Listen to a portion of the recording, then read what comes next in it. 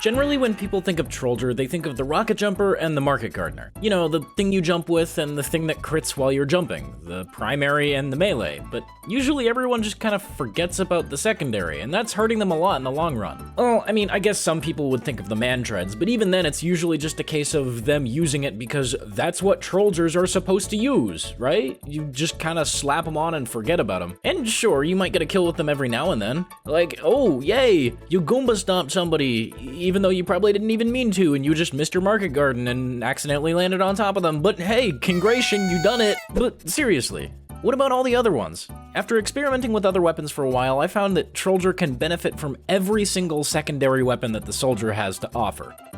Well, most of them. For completion's sake, I'm going to be talking about every secondary the soldier has, including man-treads, and see what Trolldier can get out of them. So let's get started.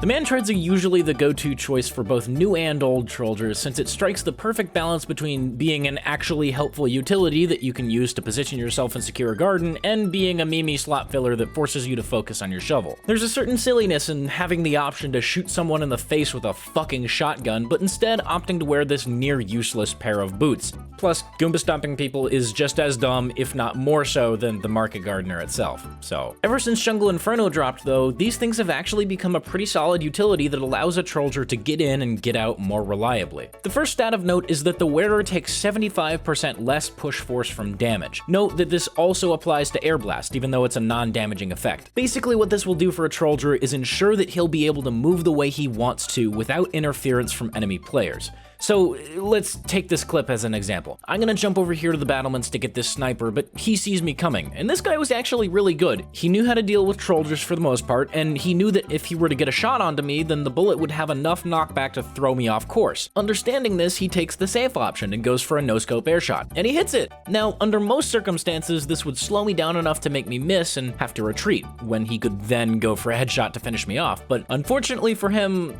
I'm wearing man-treads.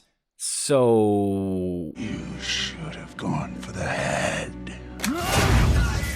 The optimal play here was to try and juke me by moving to the side and then moving back into the room to take a shot. Essentially, wearing these boots severely limits your target's options, and it forces them to fight on your terms. This also plays a role in escapes, too. Bullets, rockets, and even air blasts from enemies won't be able to stop you from, running away like a wimp and going to a health pack. In my opinion, this is one of the strongest, if not the strongest stat that the man-treads have to offer. Next, we've got the stat that gives you the 3 times falling damage to every player that you land on. This is the memeiest stat on the list, and, well... it's pretty self-explanatory. Okay, so next let's talk about that 200% increased air control. It's really good.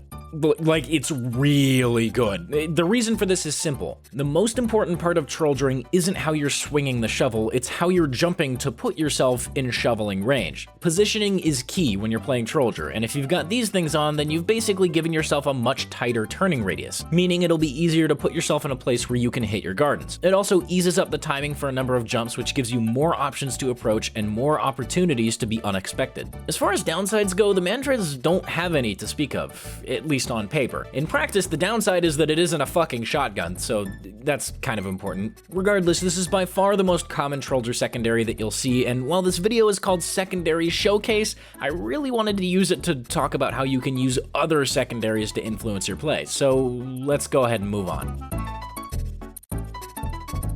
The stock shotgun is very often looked down upon in the Trolldier community, because it's kind of stereotypically seen as the I can't hit my garden secondary. Well, you know, the shotgun along with everything else that isn't the man-treads. Hey, isn't that funny? Really though, the shotgun is great on every class that uses it because of one thing: consistent, reliable damage. Trolldier as a concept is very all or nothing. You either hit the garden or you miss, and then die.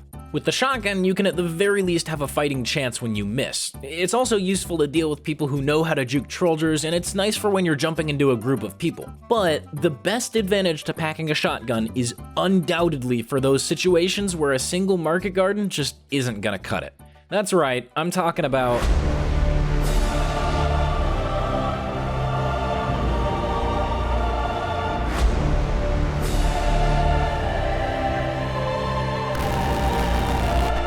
heavy. Oh god heavy. See, if you're playing with boots or banners, this guy will fuck you up. Just straight up, heavy annihilates Trolldier. Cause, like, great, you got a garden. You might have even done the frame perfect garden stomp thing, but he's got 300 health. So 90% of the time, if you market garden to heavy, he's just gonna turn around and go, What the fuck did you just fucking say about me, you little bitch? I don't think it's possible for me to overstate how much heavy destroys Trolldier, but if you use a shotgun, well, you've at least got a fighting chance. I mean, following up burst damage to clean up a kill is like shotgun's thing. It makes sense that it'd be useful in a situation where that burst damage doesn't quite get the job done. I think it's also important to mention that using the shotgun in a Trolldier loadout can actually allow you to play a different playstyle from Trolldier entirely. It's kind of like buff flying scout? I don't know what to call it. Anyway, if you place your focus on your shotgun rather than your market gardener, it can actually be really, really fun. You should try it out sometime. Anyway, let's move on to the rest of the shotguns. The reserve shooter thrives as a combo weapon. If you can aim your rockets well and pop your target up into the air, you can effectively... Oh, right. Shit. Okay, so the reserve shooter might not be as great of a pick as the stock shotgun simply because you can't take advantage of its upside very well. That being said, it's still got a niche. It's a tiny, tiny niche way over there in the corner, but it's still a niche. It's useful for denying bombing soldiers, demos, and jetpack pyros, but it also has a solid place in Trolldier 1v1s. Let's be honest, Trolldier duels are weird. They're weirder than pyro duels. Both Trolldiers will effectively one-shot the other, so it really just boils down to a bunch of jumping around and not committing to jumps until one person gets bored and goes for garden. And then they either hit it, or they miss. And die.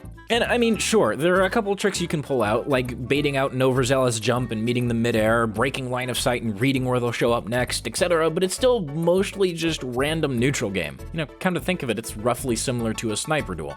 Except it's way cooler, because, you know, you're flying around at Mach 4. Anyway, the reserve shooter works against any blast jumping target, and that includes Trolldiers, so basically this just gives you another solid option to take them out. Otherwise, this thing kinda sucks, but hey, if you're using a meme weapon, then there is a solid chance of silly shit going down. Get ready to pop, man.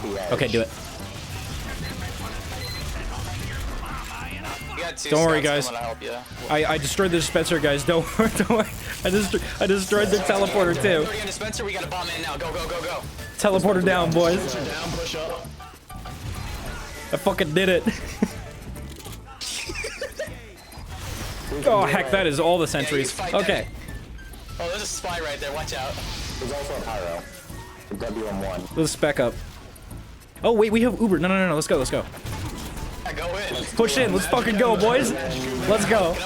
Shoot the shiny people. There's just 5 of you guys. Oh, there's a mini up there. He's trying to stab the shiny people. I can do this. Don't worry, guys. I got this. You can do it. I can do it. I can do it. I fucking did it. I did it. Sentry fucking down. The panic attack is, well, it's a shotgun. The old one was super cool and interesting, and it meshed really well with an ambush Trolldier playstyle. You could jump, load your shots midair, and land with a full clip ready to annihilate anyone who happened to be there, but now that it got reworked, well, I think Minozit said it best. The new panic attack is boring as fuck. The panic attack is now just another boring stat swapped shotgun. Boring stat swapped shotgun. Boring stat swapped shotgun. Every other shotgun with some number changes. Boring. Yeah. So, is it better than stock? Maybe, I guess. I mean, the whole idea is that it comes out faster, can clean up damage easier due to the fixed wider shot spread, and can technically deal more damage than stock if you ram it up your target's ass. All of those are things that Trolldiers can easily take advantage of, so yeah, you could probably get more use out of this than stock if you use it as a shit, I missed my garden button. If you're looking for consistent damage, maybe stick with the stock shotgun, but this definitely has its place. It's still just kind of boring. I'm really hoping Valve reintroduces its old stats somehow, maybe in a new weapon. That'd be cool. Anyway, time for banners. Or at least it would have been time for banners had I not severely underestimated how long this video was gonna be and decided to split it into 2 parts. See, when I was writing this script, I didn't expect it to be 20 minutes long, and I only figured that out halfway through the week when the project started to take shape, so yeah, that's way too long. This one's a 2-parter. Next week we'll talk about the banners and the memes, so that should be fun, but otherwise, that's all I've got. And in the interest of not leaving you hanging on a weird, unfulfilling mid-script note, here's this dumb little edit that I couldn't figure out how to integrate into the video. Enjoy, and I'll see you next week. You bet your sweet Bippy I did.